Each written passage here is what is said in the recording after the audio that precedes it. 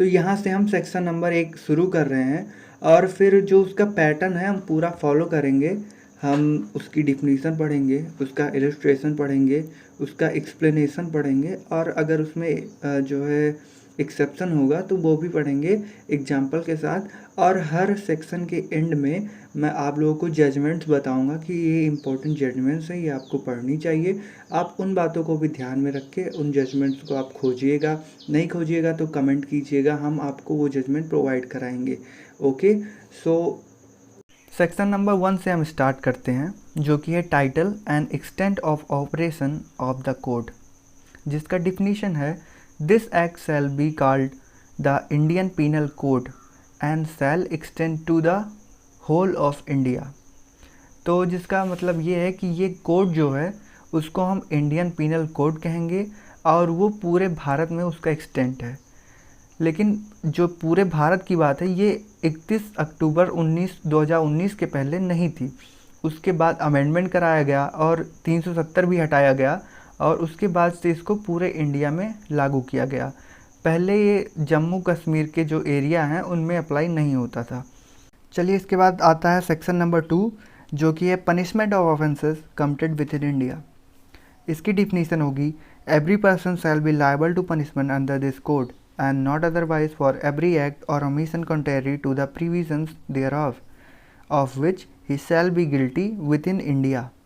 ये section basically ये बताता है कि अगर आपने इंडियन टेरिटरी में आके कोई भी ऑफेंस किया है तो आप लाइबल होंगे सेम उसी प्रकार जैसे कि कोई इंडियन सिटीजन पे वो कानून लागू होते हैं।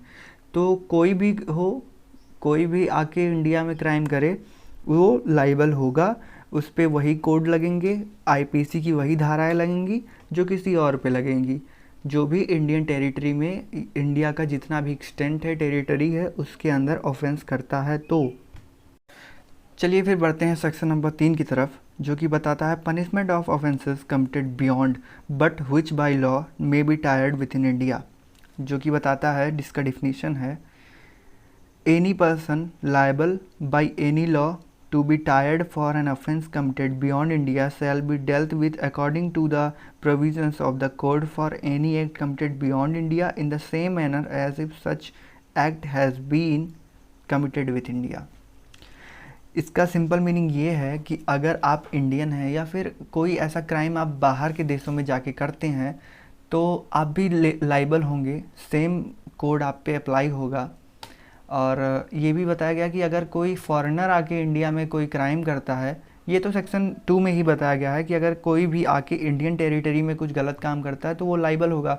लेकिन इस कोड के हिसाब से क्या करता है कि अगर कोई कहीं पर भी ऑल ओवर अर्थ पे कोई क्राइम करे जो कि एक ऑफेंस है इंडियन पीनल कोड के द्वारा, तो वो लाइबल होगा, हम उस पर जो है ट्रायल कर सकते हैं।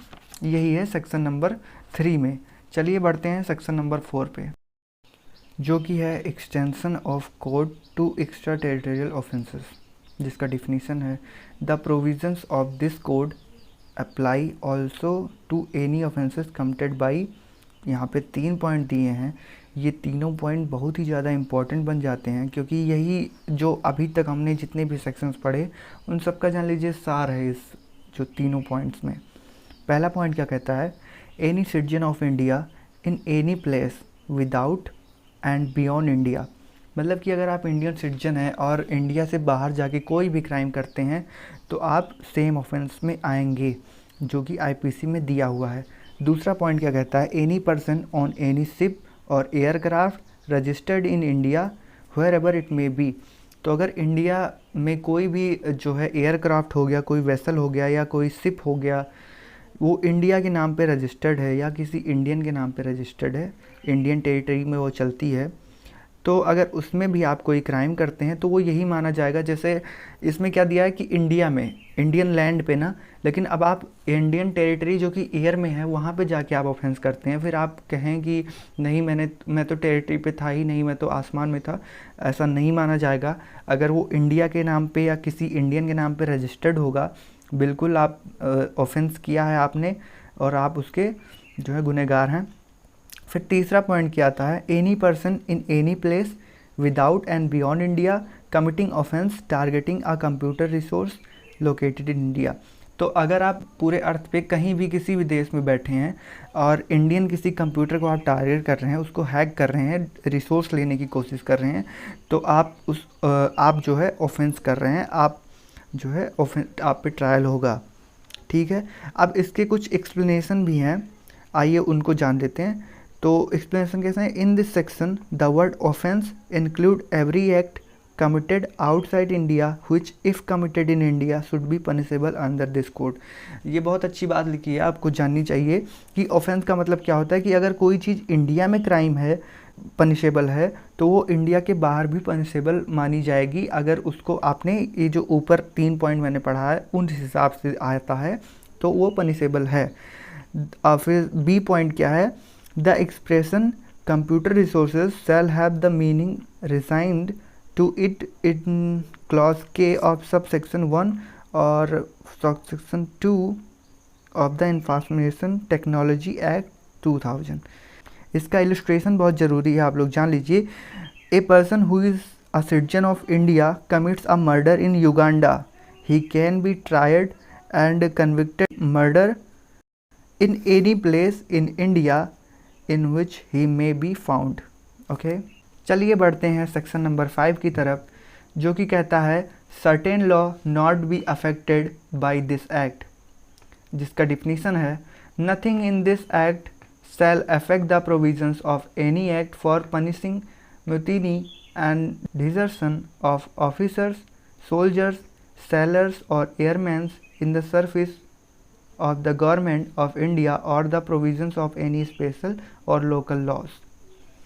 जो कि ये बताता है कि अगर कोई आदमी है, कोई ऑफिसर है, सोल्जर है, सेलर है, एयरमैन है और वो सर्विस पर है और वो गवर्नमेंट के द्वारा ऑर्डर पर कोई ऑफेंस कर रहा है तो वो माना नहीं जाएगा।